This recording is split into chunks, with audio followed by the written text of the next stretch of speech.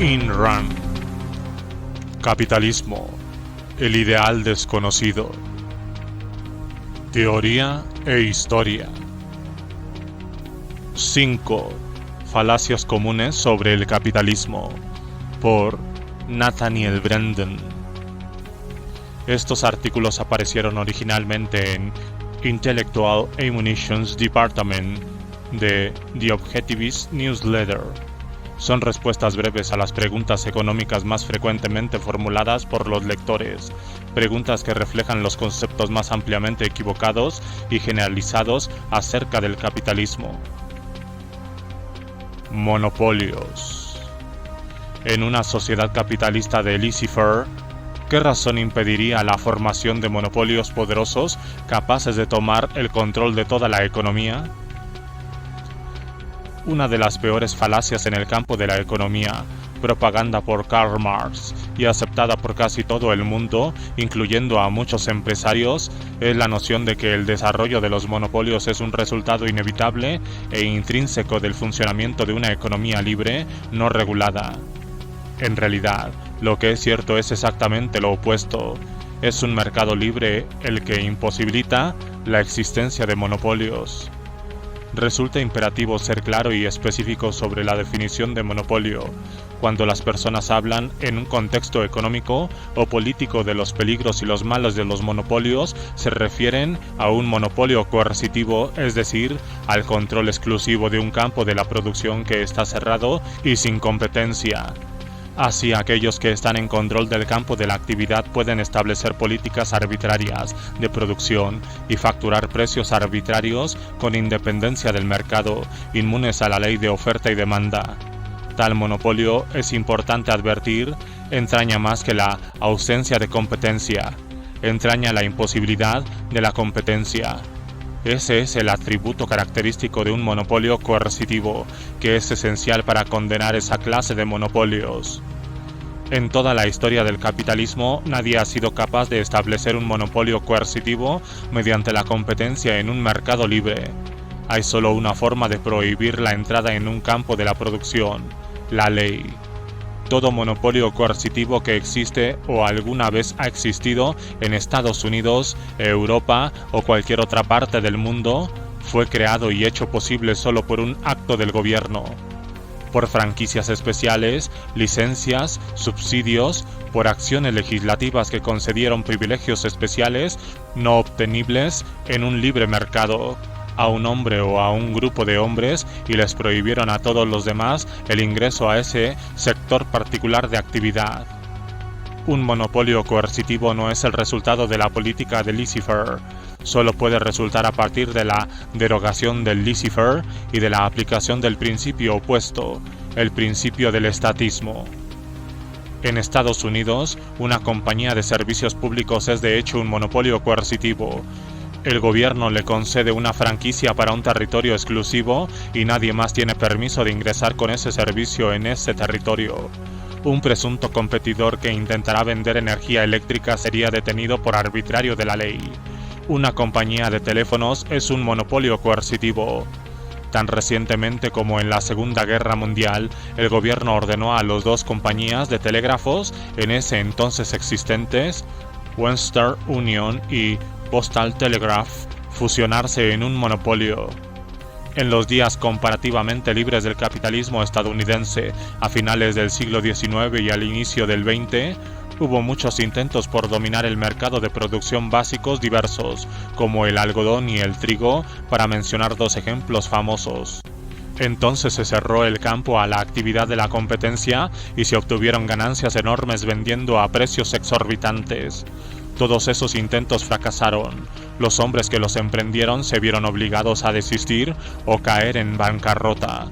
Fueron derrotados no por la acción legislativa, sino por la acción de libre mercado. La pregunta que se hace a menudo es: ¿qué ocurriría si una compañía grande y rica le comprara sus empresas a sus competidores más pequeños o los forzara a salir del negocio vendiendo sus productos a precios inferiores o con pérdidas? ¿No sería capaz de ganar el control de un campo de actividad y luego comenzar a cargar precios elevados y ser libre para mantenerse en esos precios sin temor a la competencia? La respuesta es No podría hacerlo. Si una compañía aceptase tener pérdidas severas para sacar del sector a los competidores y a posteriori comenzara a cobrar precios elevados para recuperar lo que había perdido, esto solo serviría como incentivo para que nuevos competidores ingresen al sector y se aprovechen de la elevada rentabilidad, sin tener que pensar en recuperar las pérdidas que generan su ingreso a ese mercado. Los nuevos competidores forzarían a bajar los precios al nivel de mercado. La compañía grande tendría que abandonar su intento por establecer precios de monopolio, o caería en bancarrota intentando rechazar a los competidores que sus propias políticas atrajeron. Es un hecho histórico que ninguna guerra de precios jamás ha tenido éxito a través del establecimiento de un monopolio o para mantener los precios por encima del nivel del mercado fuera de la ley de oferta y demanda. Las guerras de precios, por oposición, han actuado como espuelas para la eficiencia económica de las compañías competidoras y por consiguiente han redundado en beneficios enormes para el público en términos de mejores productos a precios más bajos. Al considerar este asunto, las personas frecuentemente ignoran el papel crucial del mercado de capitales en una economía de libre mercado. Como Alan Greenspan observa en su artículo Antimonopolio, si la entrada en un campo dado de la producción no es impedida por regulaciones gubernamentales, franquicias o subsidios, el regulador último de la competencia en una economía de libre mercado es el mercado de capitales. Siempre que el capital sea libre para fluir, tenderá a buscar aquellas áreas que ofrezcan la tasa máxima de retorno. Los inversores buscan constantemente los usos más provechosos de su capital. Si, por lo tanto, algún campo de la producción es visto como altamente lucrativo, en particular cuando la rentabilidad se debe a precios elevados en vez de deberse a bajas en los costos, los empresarios y los inversores serán necesariamente atraídos por ese campo y, a medida que el suministro del producto en cuestión aumenta en relación a la demanda, los precios caen en consecuencia. El mercado de capitales, escribe el señor Greenspan, actúa como regulador de los precios, no necesariamente de las ganancias. Deja a un productor individual libre para ganar tanto como pueda bajando sus costos y aumentando su eficiencia con relación a los otros. Así, se constituye en el mecanismo que genera mayores incentivos para el aumento de la productividad y nos lleva, como consecuencia, a un nivel de vida ascendente. El libre mercado no acepta la ineficiencia o el estancamiento con impunidad económica en ningún campo de la producción. Considere, por ejemplo, un incidente bien conocido en la historia de la industria automotriz estadounidense. Hubo un periodo en el cual el modelo T de Henry Ford poseyó una parte enorme del mercado automotor, pero cuando Ford Company intentó estancarse y resistir los cambios estilísticos, puede tener el modelo T del color que quiera, siempre que sea negro. El General Motors, con su Chevrolet, más atractivamente estilizado, se quedó con un gran segmento del mercado de Ford y Ford Company y se vio obligada a cambiar sus políticas para competir. Y se puede encontrar ejemplos de este principio en la historia de casi cualquier industria. Ahora, al considerar la única clase de monopolio que puede existir bajo el capitalismo, un monopolio no coercitivo, verá que sus precios y sus políticas de producción no son independientes del mercado en el cual opera, sino que están totalmente ligados a la ley de oferta y demanda, que no hay razón particular o valor para detentar la designación de monopolio cuando se lo usa en un sentido no coercitivo, y que no hay bases racionales sobre las cuales condenar tales monopolios. Por ejemplo, si un pequeño pueblo tiene una sola farmacia, la cual puede apenas sobrevivir, el dueño podría ser descrito como disfrutando de un monopolio, pero nadie pensaría usar el término en este contexto. No hay mercado ni necesidad económica de una segunda farmacia si no hay suficiente actividad como para sustentarla. Pero si ese pueblo creciese, su única farmacia no tendría forma ni poder para impedir que se abrieran otras farmacias. Se suele considerar que la minería es en particular vulnerable al establecimiento de monopolios, ya que los materiales que se extraen de la tierra solo existen en cantidades limitadas y se cree que de alguna forma podría obtener el control de todas las fuentes de una cierta materia prima. Pero fíjese que International Nickel of Canada produce más de 2/3 del níquel del mundo, y empero no fija precios de monopolio. Pone un precio a su producto como si tuviese una gran cantidad de competidores y en cierto aspecto tiene una gran cantidad de competidores. El níquel, por ejemplo, en forma de aleación y de aceros inoxidables, compite con el aluminio y con una variedad de otros materiales. Ahora, si una compañía pudiera ganar y mantener un monopolio no coercitivo, si pudiera conquistar a todos los clientes en un sector dado, no por privilegios especiales concedidos por el gobierno, sino por pura eficiencia productiva, por su habilidad para mantener sus costos bajos y ofrecer un mejor producto que cualquier otro competidor, no habría base sostenible sobre la cual condenar tal monopolio. Al contrario, la compañía que lo lograra merecería la mayor estima y el mayor reconocimiento. Nadie puede exigir moralmente el derecho de competir en un campo dado si no puede igualar la eficiencia productiva de aquellos con quien espera competir. No hay razón para que las personas deban comprar productos inferiores a precios superiores para mantener a compañías menos eficientes en el negocio. Bajo el sistema capitalista, cualquier hombre o empresa que pueda aventajar a los competidores está en la libertad de hacerlo. Es de esta manera que el mercado libre recompensa la habilidad y opera en bien de todos, excepto de aquellos que buscan lo inmerecido. Una historia trillada y comúnmente citada en este sentido por los adversarios del capitalismo es la historia del viejo tendero de la esquina que tuvo que cerrar por la competencia de la gran cadena de almacenes. ¿Cuál es la implicancia de su protesta? Que las personas que viven en el barrio del viejo tendero tienen que continuar comprándole, aunque una cadena de almacenes les pueda dar un mejor servicio a precios inferiores, y de esa forma los vecinos ahorrarían dinero. Así, ambos, los dueños de la cadena de tiendas y la gente del barrio, deben verse perjudicados para proteger el estancamiento del viejo tendero. ¿Basado en qué derecho? Si ese tendero es incapaz de competir con la cadena de almacenes, entonces verdaderamente a él no le queda más que mudarse a otro sitio, entrar en otra clase de negocio o buscar empleo en la cadena de almacenes. El capitalismo, por su naturaleza, conlleva un constante proceso de actividad, de crecimiento, de progreso. Nadie tiene un derecho adquirido a una posición si los otros son mejores que él. Cuando la gente denuncia al mercado libre como cruel, el hecho que denuncia es que el mercado es regido por un único principio moral, la justicia. Y esa es la raíz de su odio hacia el capitalismo. Hay solo una clase de monopolio que los hombres pueden condenar legítimamente, la única clase por la cual la designación de monopolio es económicamente importante, un monopolio coercitivo.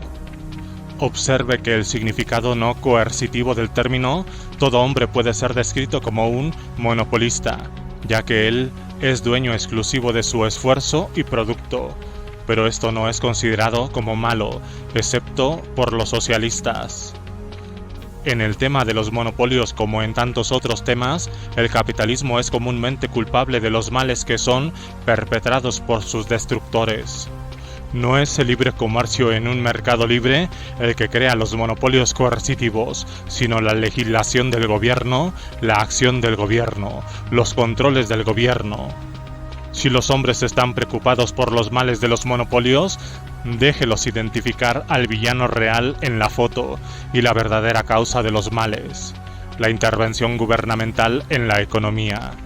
Déjelos reconocer que hay solo una forma para destruir los monopolios: la falta de la separación del Estado y la economía, es decir, instituyendo el principio de que el gobierno no puede acatar la libertad de producción y el comercio.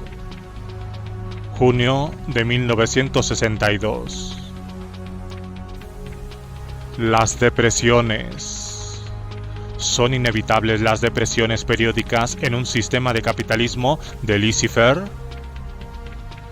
Es característico de los enemigos del capitalismo denunciarlo por males que en realidad no son el resultado del capitalismo sino del estatismo, males que resultan y son posibles solo por la intervención gubernamental en la economía. He tratado un ejemplo flagrante de esta política, la acusación de que el capitalismo lleva al establecimiento de monopolios coercitivos. El caso más notorio de esta política es el de sostener que el capitalismo, por su naturaleza, inevitablemente conduce a depresiones periódicas.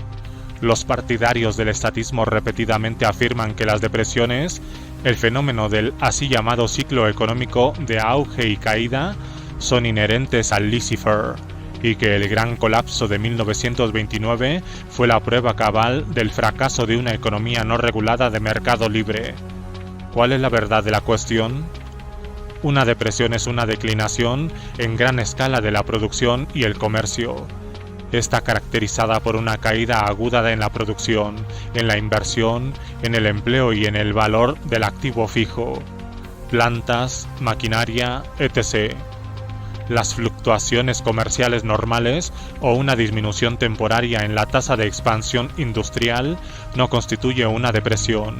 Una depresión abarca una contracción en todo el ámbito nacional de la actividad comercial y una disminución general en el valor de los activos de proporciones mayúsculas. No hay nada en la naturaleza de una economía de libre mercado que pueda provocar tal situación. Las explicaciones populares de la depresión como producto de la sobreproducción, el subconsumo, los monopolios, los dispositivos economizadores de la mano de obra, la mala distribución, las acumulaciones excesivas de riqueza, etc., han sido explotadas como falacias muchas veces. Los reajustes de la actividad económica, las transferencias de capital y trabajo de una industria a otra debido a condiciones cambiantes ocurren constantemente dentro del capitalismo. Esto es inherente al proceso de actividad, crecimiento y progreso que caracteriza al capitalismo. Pero siempre existe la posibilidad de obtener provechos en un campo u otro. Siempre hay necesidad y demanda de bienes y todo lo que pueda cambiar es el tipo de bienes que se torna más provechoso producir. En cualquier industria es posible que el suministro exceda a la demanda, dentro del contexto de todas las otras demandas existentes. En tal caso, cuando hay una caída en los precios, en la utilidad, en la inversión y en el empleo dentro de esa industria particular, el capital y el trabajo tienden a fluir hacia otro sitio buscando usos más remunerativos. Tal industria experimenta un periodo de estancamiento como resultado de una inversión no justificable, es decir, una inversión antieconómica, poco lucrativa, improductiva. En una economía libre que funciona con patrón oro, semejante inversión improductiva está severamente limitada. La especulación injustificada no se incrementa en forma desenfrenada hasta que engulle a la nación entera.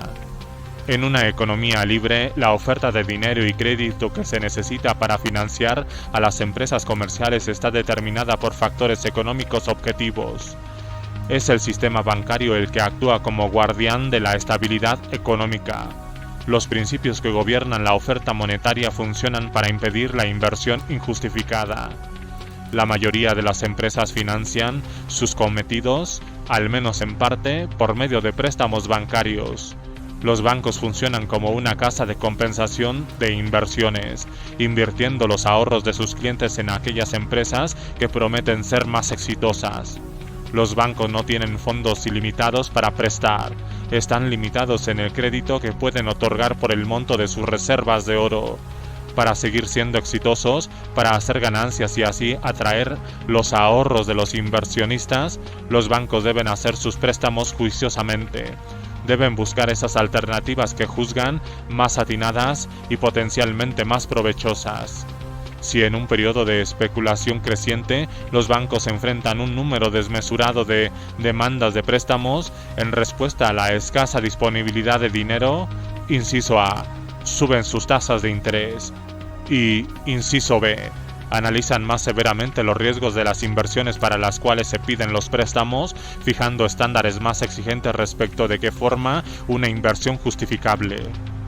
Como consecuencia, se hace más difícil conseguir fondos y hay una contracción y reducción temporal de la inversión empresarial. A menudo, los empresarios no pueden pedir prestados los fondos que desean y tienen que reducir sus planes de expansión. La compra de acciones ordinarias que reflejan las estimaciones de los inversionistas acerca de los ingresos futuros de las compañías se reduce de manera análoga. Las acciones que están sobrevaluadas bajan de precio. Las compañías que se involucraron en aventuras antieconómicas, ahora incapaces de obtener más créditos, se ven en la obligación de cerrar sus puertas. Se detiene el eventual derroche de los factores de producción y se liquidan los errores económicos. En el peor de los casos, la economía puede experimentar una recesión suave, es decir, una leve reducción general de la inversión y la producción. En una economía no regulada, los reajustes ocurren muy rápidamente y entonces la producción y la inversión repuntan de forma veloz. La recesión temporaria no es dañina, sino beneficiosa. Ella da cuenta de un sistema económico en proceso de corregir sus errores, de reducir la enfermedad y de regresar a la salud. El impacto de tal recesión puede ser significativo en algunas industrias, pero no destruye la economía en su totalidad. Una depresión nacional, como ocurrió en Estados Unidos en los años 30, no habría sido posible en una sociedad integralmente libre. Sucedió solo por la intervención gubernamental en la economía, mejor dicho, por la manipulación estatal de la oferta monetaria. La política del gobierno consistió, en esencia, en anestesiar a los mecanismos reguladores inherentes al sistema de banca libre que previenen la especulación desbocada y el consiguiente colapso económico. Toda intervención gubernamental en la economía se basa en la creencia de que las leyes económicas no operan, que los principios de causa y efecto pueden ser suspendidos, que todo en la existencia es flexible y manipulable, excepto el capricho de un burócrata, quien es omnipotente. No debe permitirse que la realidad, la lógica y la economía se interpongan en su camino. Esta fue la premisa implícita que condujo al establecimiento en 1913 del sistema de la Reserva Federal, una institución con control a través de medios complejos y a menudo indirectos sobre los bancos privados a lo largo de todo el país. La Reserva Federal se impuso liberar a los bancos privados de las limitaciones impuestas sobre ellos con la fijación del monto de sus reservas individuales, liberarlos de las leyes del mercado y arrogar a los funcionarios públicos el derecho a decidir cuánto crédito deseaban que estuviera disponible y en qué momentos. Una política de dinero barato fue la meta e idea orientadora de estos funcionarios. Los bancos ya no estarían limitados a hacer préstamos por la magnitud de sus respaldos en oro. Las tasas de interés ya nunca más crecerían en respuesta a la especulación y a las demandas de fondos. El crédito debía estar fácilmente disponible hasta y a menos que la Reserva Federal decidiese lo contrario. El gobierno arguyó que, asumiendo el control del dinero, poniendo el crédito fuera de las manos de los banqueros privados y contrayendo o expandiendo el crédito a voluntad, guiado por otras consideraciones distintas de aquellas que influencian a los banqueros egoístas, podrían hacer, en conjunto con otras políticas intervencionistas, un control de la inversión para garantizar un estado de prosperidad virtualmente constante. Muchos burócratas creyeron que el gobierno podría mantener la economía en un estado de auge inacabable. Pido prestada una metáfora inestimable de Alan Greenspan.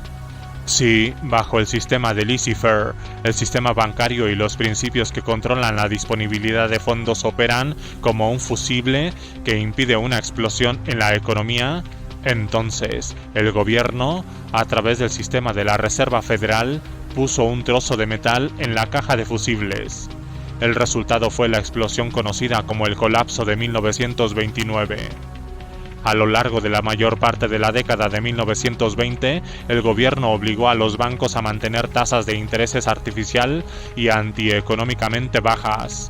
Como consecuencia, se invirtió dinero en todo tipo de aventuras especulativas. Hacia 1928 las señales de alerta del peligro eran claramente visibles. La inversión injustificada estaba incontrolada y las acciones fueron progresivamente sobrevaloradas. El gobierno escogió ignorar esas señales de peligro. Un sistema de banca libre se habría visto obligado por necesidad económica a frenar este proceso de especulación desbocada. El crédito y la inversión, en tal caso, habrían sido drásticamente reducidos. Los bancos que hicieron malas inversiones, las empresas que resultaron improductivas y aquellos que tenían tratos con ellas sufrirían, pero eso sería todo. no se arrastraría a la quiebra a todo el país. Sin embargo, se había abandonado la anarquía de un sistema de banca libre a favor de la iluminada planificación gubernamental. El auge económico y la especulación salvaje que había precedido a la Gran Depresión se les permitió elevarse desenfrenadamente, involucrando en una red amplificada de malas inversiones y desaciertos a toda la estructura económica de la nación. Las personas invertían dinero en casi absolutamente cualquier cosa, haciendo de un día para otro fortunas en los papeles. Las ganancias se calcularon sobre estimaciones histéricamente exageradas de los ingresos futuros de las compañías. Se extendió el crédito en un promiscuo abandono sobre la premisa de que de alguna manera los bienes estarían allí para respaldarlo. Fue como la política de un hombre que hace circular cheques sin fondos, contando con la esperanza de que, de alguna manera, conseguirá obtener el dinero necesario y depositarlo en el banco antes de que alguien presente sus cheques para su cobro. Pero A es A, y la realidad no es infinitamente elástica. En 1929, la estructura económica y financiera del país se había vuelto increíblemente precaria. Para cuando el gobierno, al final y frenéticamente, subió las tasas de interés, ya era muy tarde. Es dudoso que alguien pueda indicar con seguridad qué acontecimientos lanzaron al pánico. No tiene importancia. Cualquier número de eventos pudo haber apretado el gatillo.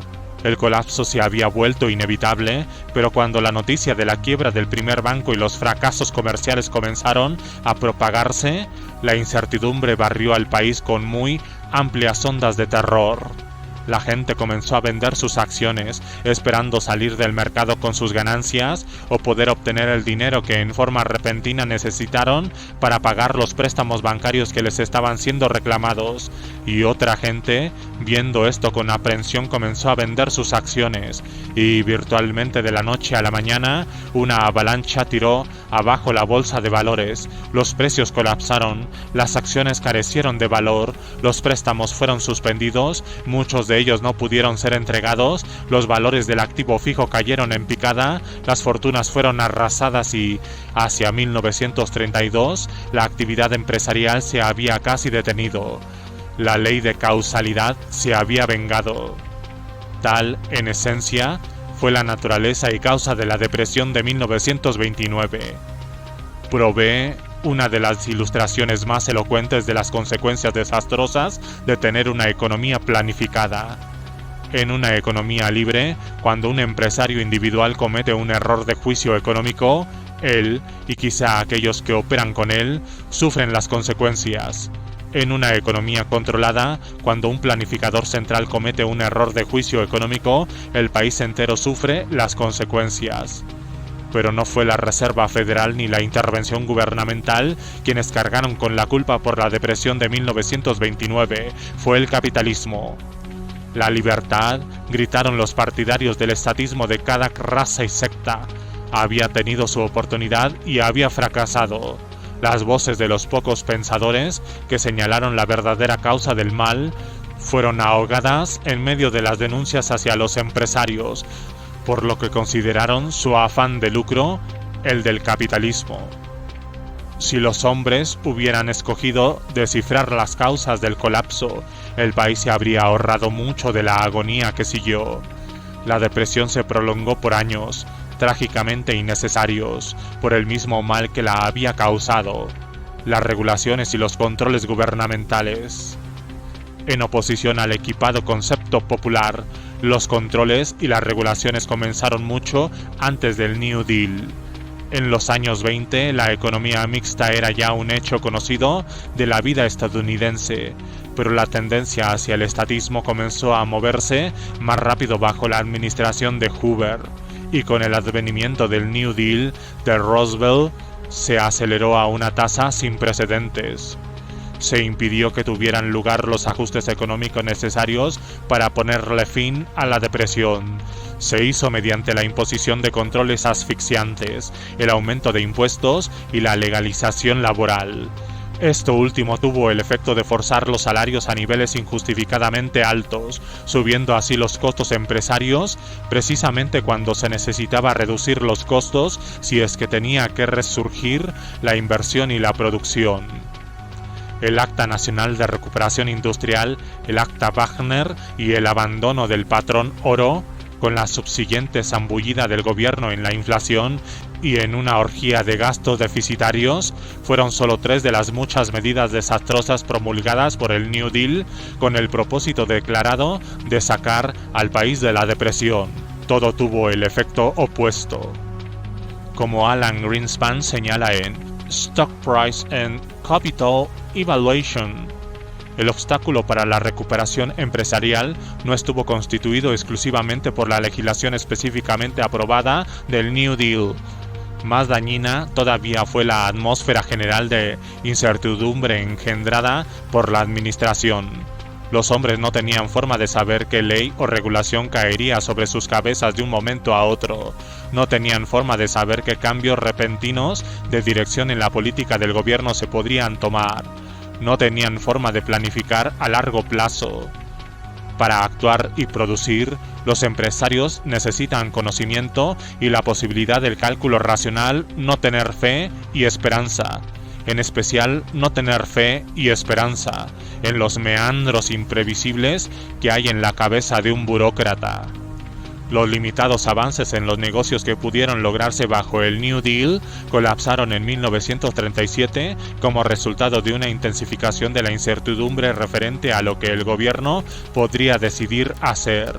La tasa de desempleo subió a más de 10 millones de personas y la actividad empresarial cayó hasta el punto más bajo de 1932, el peor año de la depresión.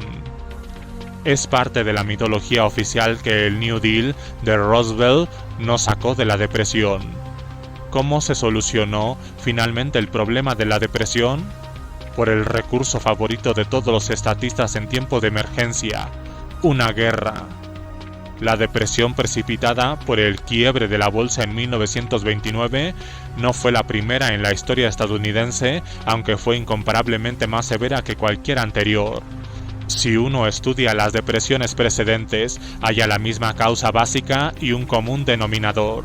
En una forma u otra, por un medio u otro, por la manipulación gubernamental de la oferta monetaria. Es típica la manera en la cual el intervencionismo aumentó a medida que el sistema de la Reserva Federal fue instituido como un antídoto propuesto contra las anteriores depresiones, las cuales fueron un producto total de la manipulación monetaria del gobierno. El mecanismo financiero de una economía es el centro sensible, el corazón vivo de la actividad económica. En ninguna otra área la intervención gubernamental puede producir consecuencias tan desastrosas. Para una discusión general del ciclo económico y su relación con la manipulación gubernamental de la oferta monetaria, ver Ludwig von Mises, La acción humana. Uno de los hechos más notables de la historia es el fracaso de los hombres para entender esto. Para más detalles, vea las políticas de la administración actual. Agosto de 1962. El rol de los sindicatos de trabajadores. ¿Los sindicatos aumentan el nivel de vida general? Uno de los engaños más extendidos de nuestra época es la creencia de que el trabajador estadounidense debe su alto nivel de vida a la acción de los gremios y a la legislación laboral humanitaria.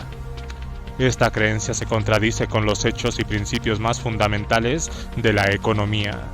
Hechos y principios sistemáticamente evadidos por los dirigentes obreros, los legisladores y los intelectuales de total persuasión estatista. El estándar de vida de un país, incluyendo los sueldos de sus trabajadores, depende de la productividad de la mano de obra. La alta productividad depende de las máquinas, las invenciones y la inversión de capital, las cuales dependen del ingenio creativo de los individuos y que requieren para su aplicación de un sistema político-económico que proteja los derechos del individuo y la libertad. El valor productivo del trabajo físico como tal es bajo. Si el trabajador de ahora produce más que el trabajador de hace 50 años, no es porque el actual ponga más esfuerzo físico, todo lo contrario, el esfuerzo físico requerido de él es mucho menor. El valor productivo de su esfuerzo ha sido multiplicado muchas veces por las herramientas y las máquinas con las cuales trabaja.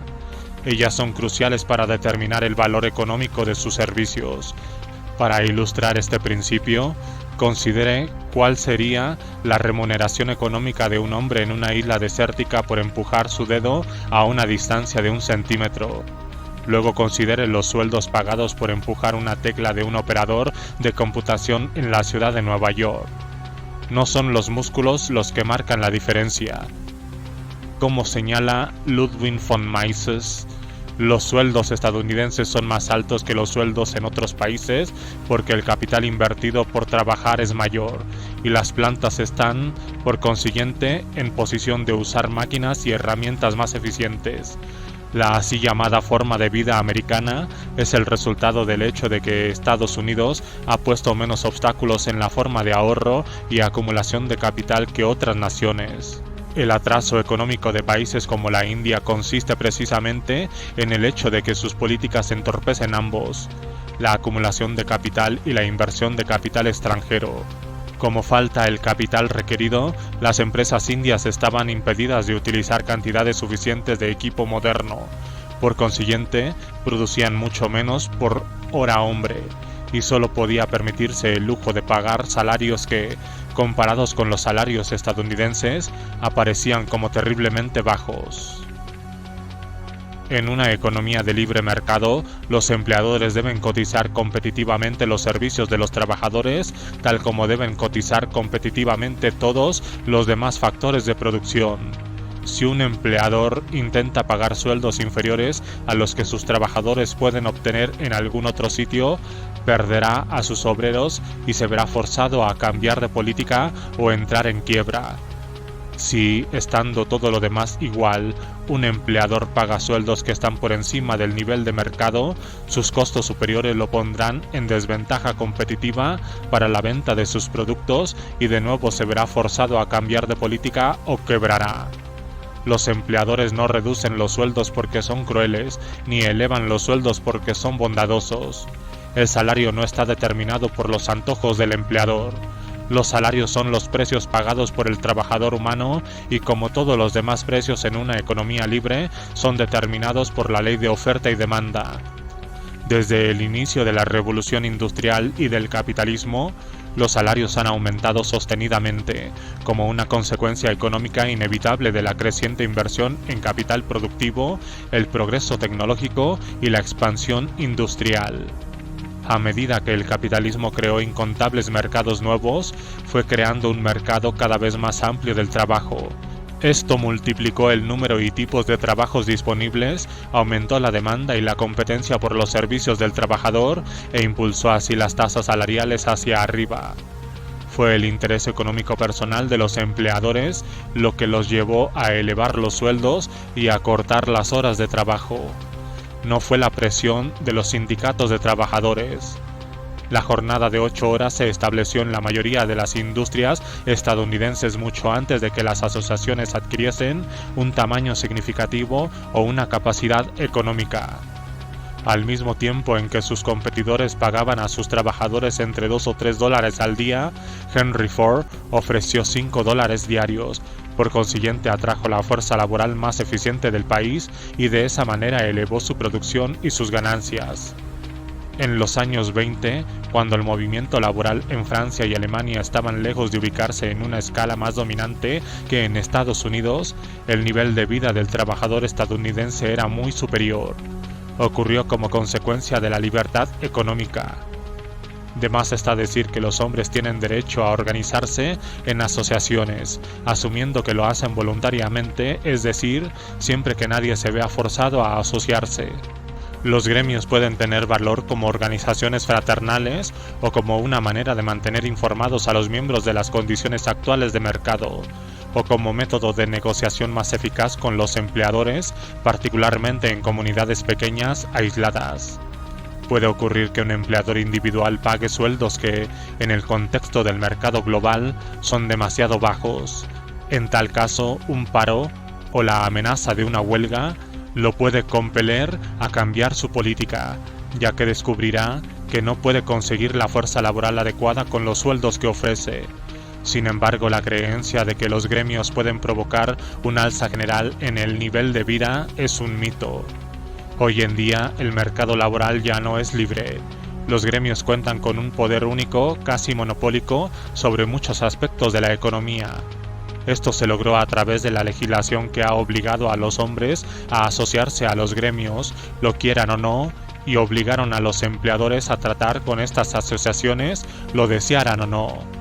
Como consecuencia, las tasas salariales en muchas industrias ya no son determinadas por un mercado libre. Los gremios han podido forzar sueldos sustancialmente por encima de su nivel normal de mercado.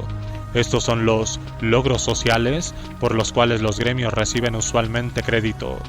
De hecho, sin embargo, el resultado de su política ha sido, inciso A, una reducción en la producción, inciso B, la ampliación del desempleo y, inciso C, una penalización sobre los trabajadores en otras industrias, así como también sobre el resto de la población. Inciso A. Al elevar los salarios a niveles desproporcionadamente altos, los costos de producción son tales que a menudo son necesarias reducciones en la producción. Las nuevas empresas se vuelven demasiado costosas y se entorpece el crecimiento. Con los costos aumentados, los productores marginales, aquellos que apenas han podido competir en el mercado, son incapaces de permanecer en la actividad. El resultado global es que los bienes y servicios que se habrían producido no pueden ser vendidos. Inciso B. Como resultado de las altas tasas salariales, los empleadores contratan menos trabajadores y, a partir de la producción reducida, los empleadores necesitan menos personal. Así, un grupo de trabajadores obtiene sin mayores razones sueldos altos a expensas de otros que no pueden encontrar empleo. Esto, junto con las leyes del salario mínimo, es la causa del desempleo extendido. El desempleo es el resultado inevitable de forzar la existencia de salarios por encima de su nivel de libre mercado. En una economía libre, en la cual ni los empleadores ni los trabajadores están sujetos a coacción, las tasas salariales tienden a ubicarse en el nivel en el cual todos los que buscan empleo podrán obtenerlo. En una economía congelada, controlada, este proceso queda bloqueado.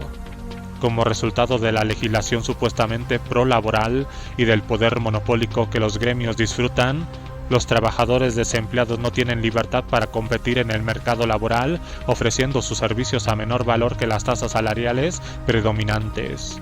Los empleadores no tienen libertad para contratarlos. En caso de huelgas, si los trabajadores desempleados tratasen de obtener los puestos dejados vacíos por los huelguistas sindicales, ofreciéndose a trabajar por un salario inferior, a menudo se verían sometidos a amenazas y a la violencia física de los miembros del sindicato. Estos hechos son notorios, pero son eludidos en la mayoría de las discusiones actuales acerca del problema del desempleo, en particular por los funcionarios del gobierno. Inciso C.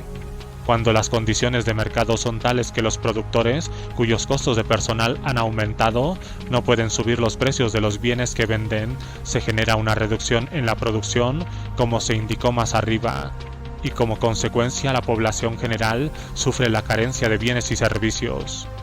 La noción de que los productores pueden absorber tales aumentos de sueldo sacándolos de las ganancias sin detrimento para la producción futura es peor que la ingenuidad económica. Son las ganancias las que hacen posible la producción futura.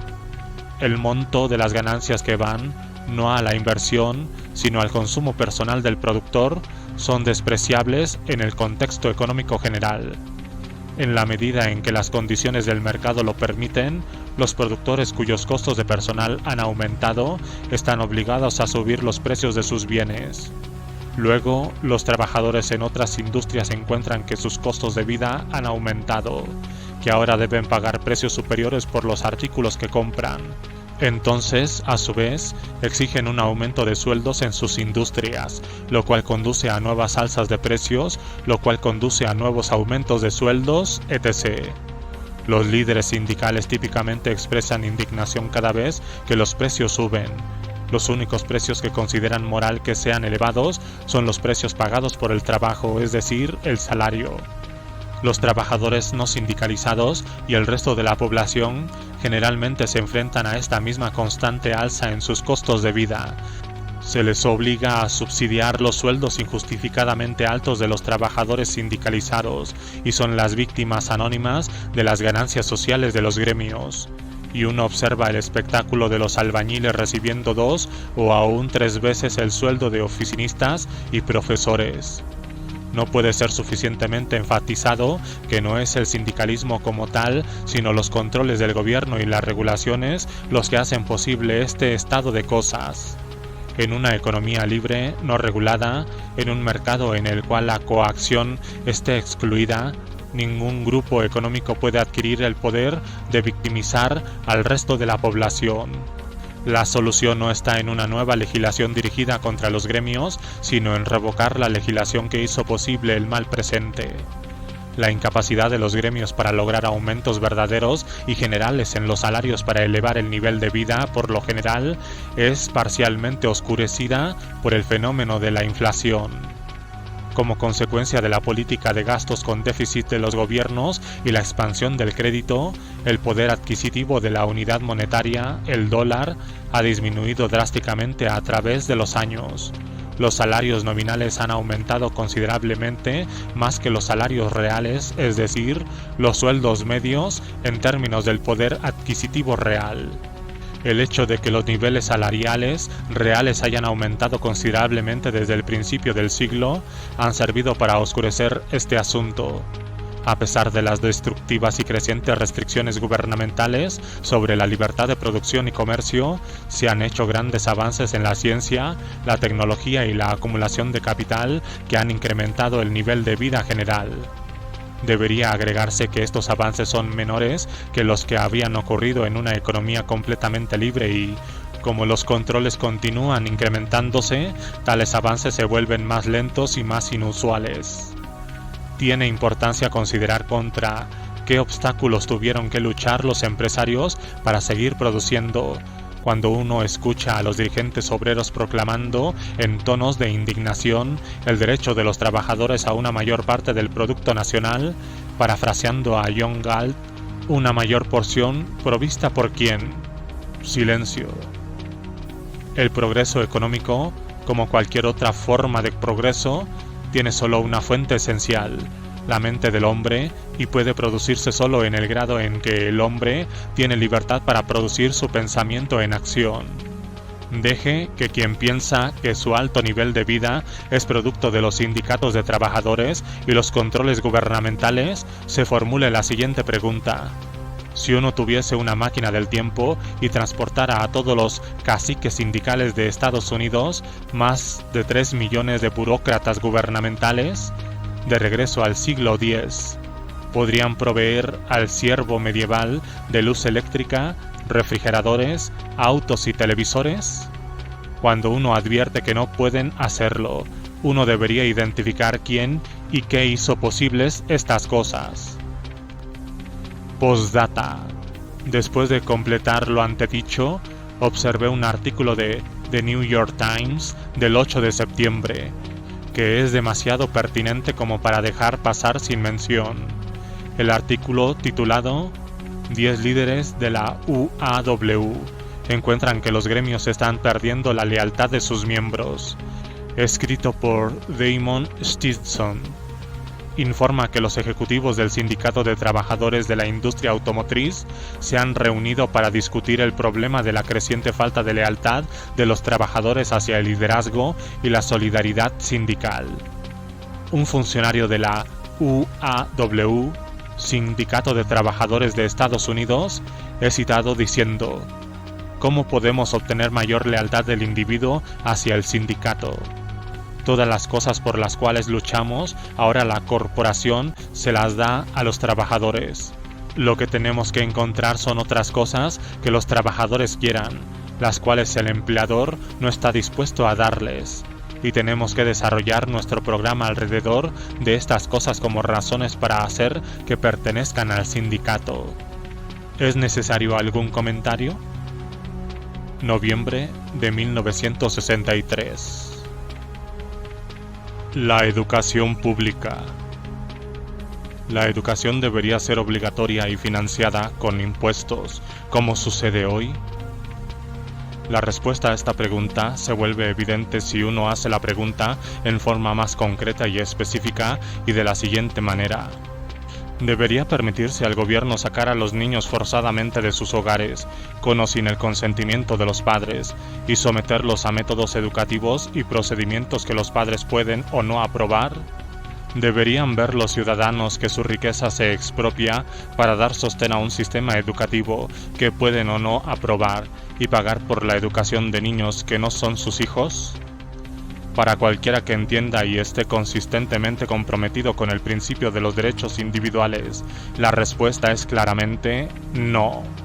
No hay base moral alguna para demandar que la educación sea una prerrogativa del Estado o para el reclamo de que es correcto expropiar la riqueza de algunos hombres para el inmerecido beneficio de otros. La doctrina de que la educación debería ser controlada por el Estado es consistente con la teoría nazi o comunista del gobierno. No es consistente con la teoría estadounidense del gobierno. Las implicaciones totalitarias de la educación estatal, absurdamente descritas como educación gratuita, en parte han sido obscurecidas por el hecho de que en Estados Unidos, a diferencia de la Alemania nazi o la Rusia soviética, los colegios privados son legalmente tolerados. Tales escuelas, sin embargo, no existen por derecho sino solo por un permiso otorgado.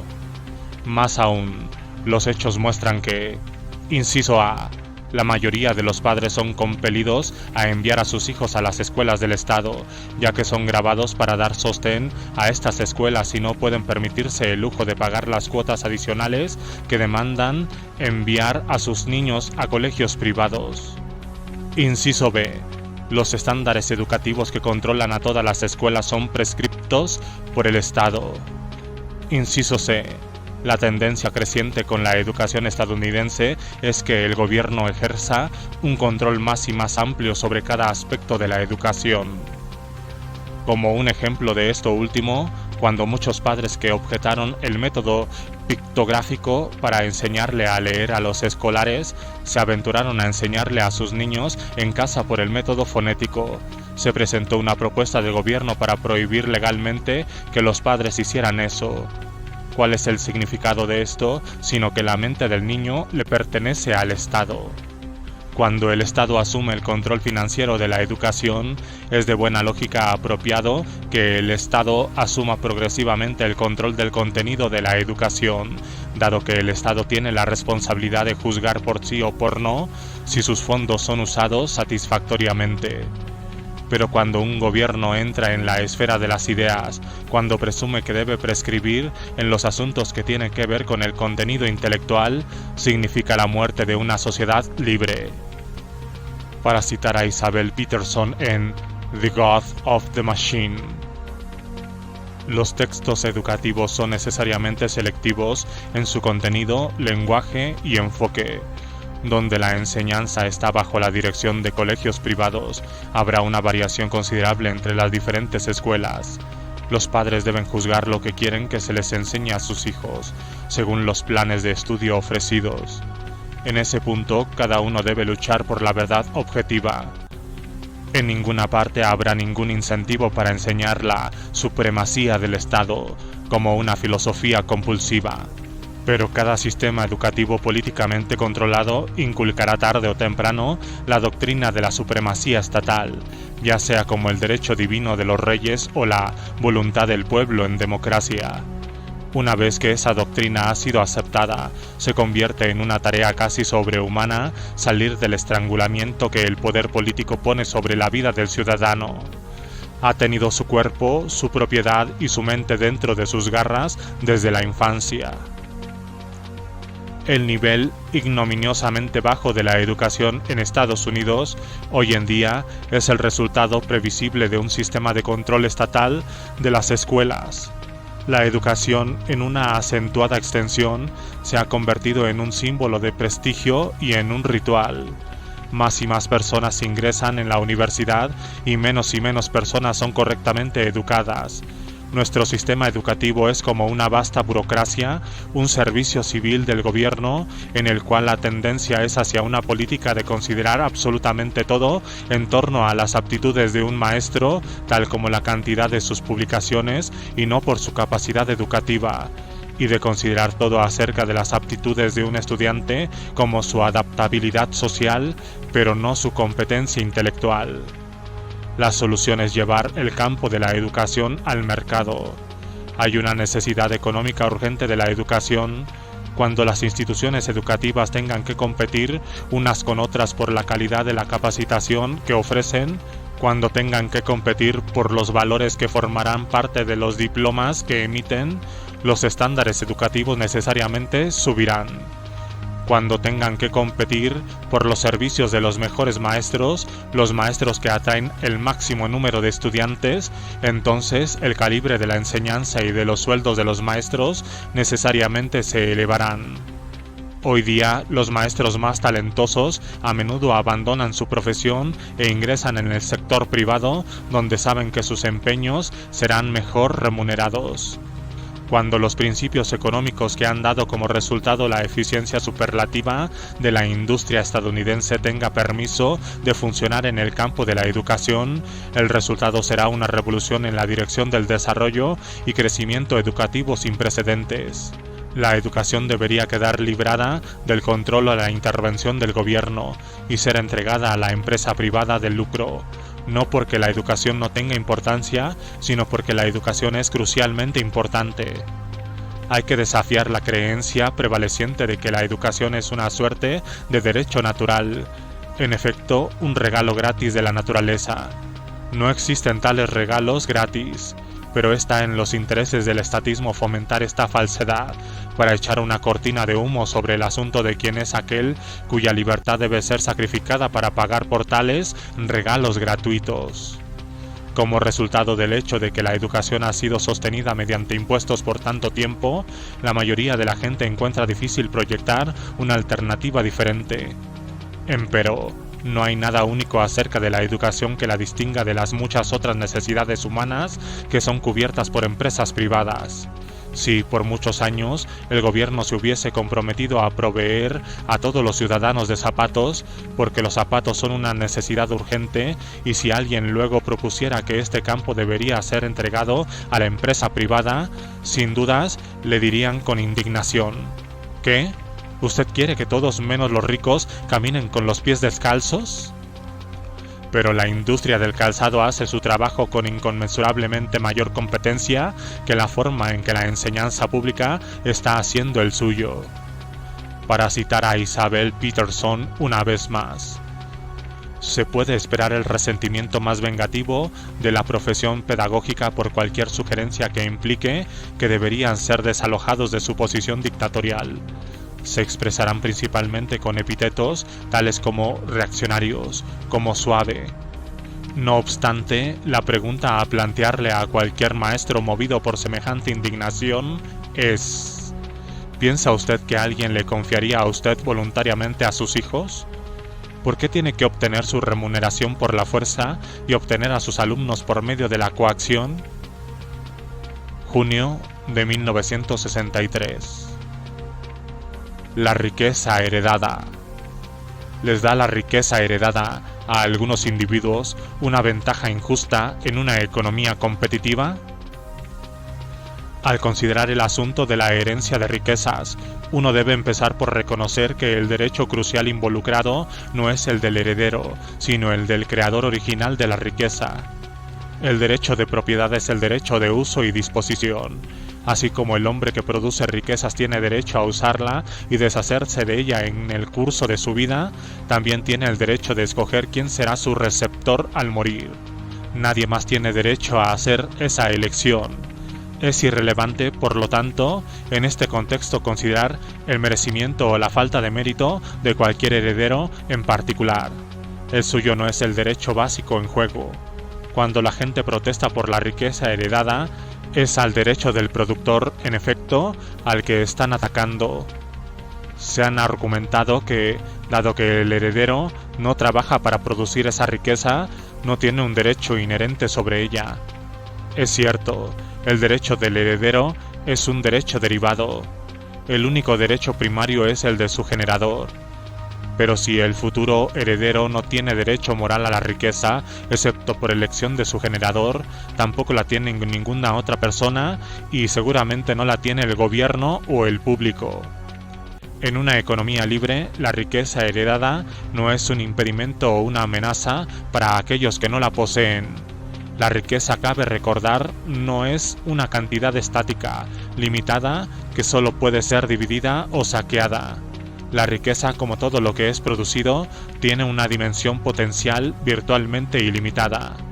Si un heredero hace valer su dinero, es decir, si lo usa productivamente, pone en circulación más riqueza, eleva el nivel de vida general y, hasta cierto punto, hace que el camino hacia lo más alto sea más fácil para cualquier iniciador talentoso.